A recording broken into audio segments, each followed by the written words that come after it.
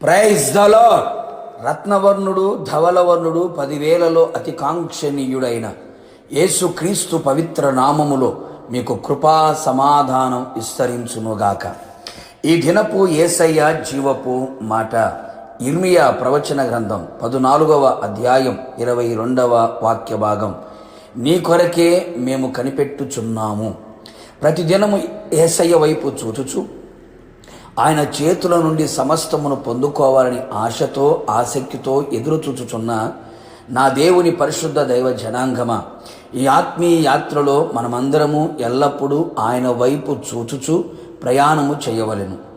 మనం ఏది ఆయన వలన పొందుకోవాలి అని కోరుకొనినా ఆయన కొరకు కనిపెట్టువారమై ఉండాలి.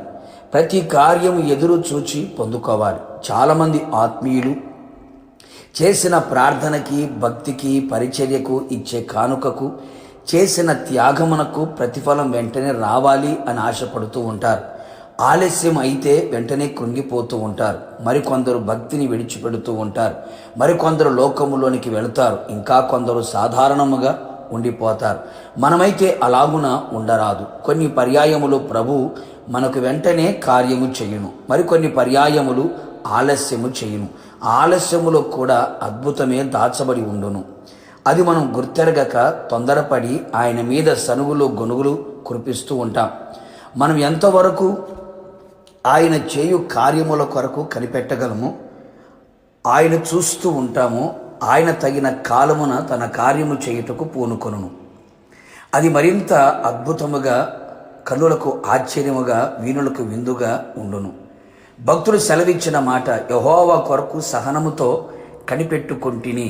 అవును ప్రియులారా, ఎంత సహనము కలిగి ఉండేనో కదా. మనకు లేనిదే సహనం, ఓపిక కదా.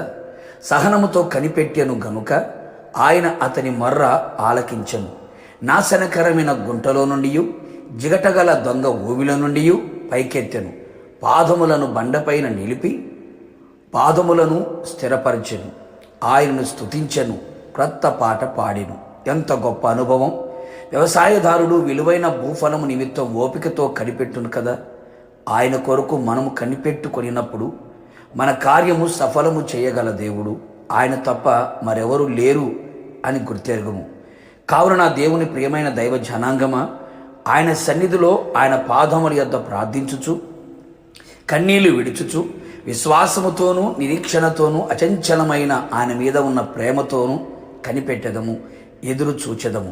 నిశ్చయముగా నా యేసు నాథుడు నేను సిగ్గుపరచక తగిన సమయములో తగిన కాలమున నీ తల పైకెత్తును, ఘనపరుచును, రక్షించును, స్వస్థపరుచును, విడిపించును, వర్ధిల్ల చేయును, కోరికని సిద్ధింపచేసి నీ ఆలోచన యావత్తు సఫలము చేయును. నిన్ను అన్ని విషయంలో వర్ధిల్లింపచేసి నీ భక్తికి తగినట్లుగా నీ ఆత్మను వర్ధిల్ల చేసి అన్నిటిలో అత్యధికమైన జయముని ఇచ్చి ఆయన రాకడ కొరకు ఆయన ఎదుట నిన్ను నిలబెట్టునట్లుగా నా యేసయ్య చెయ్యును. ప్రార్థన. కృపా కనికరము కలిగిన మా పరలోకపు తండ్రి, నీ పరిశుద్ధమైన పాదములకి మరొక మారు స్తుతి స్తోత్రములు చెల్లించుచు ఉన్నాం. నీ అపారమైన ప్రేమ, నీ ఉచితమైన కృప మరొక్కసారి మమ్మల్ని భద్రముగా కాపాడి ఉన్నది. అందును బట్టి మీకు స్తోత్రం. మేము మీ సన్నిధిలో ప్రభువా మీరు చెయ్యు ప్రతి కార్యము కొరకు ఎదురు చూచి కనిపెట్టునట్లుగా కృప దయచేయి. సహనముతో కనిపెట్టే కృప మెండుగా దయచేయమని ప్రార్థిస్తున్నాం. దేని కొరకు త్వరపడక, తొందరపడక, మీరు చేసే కార్యము ఆలస్యమైన దాన్ని ప్రభు మంచి మనస్సుతో స్వీకరించున్నట్లుగా కృప దయచేయి. తగిన కాలములో తగిన సమయములో మీ కార్యము చేసి మహిమ పొంది రాకడ సిద్ధపరచమని యేసు నామములో అడిగి పొందుకున్నాము తండ్రి, ఆమేన్. నిశ్చయముగా మీరును మీ కుటుంబ సభ్యులందరూ సహనముతో ఆయన కొరకు కనిపెట్టి కార్యములు అనుభవించుదురుగాక. God bless you.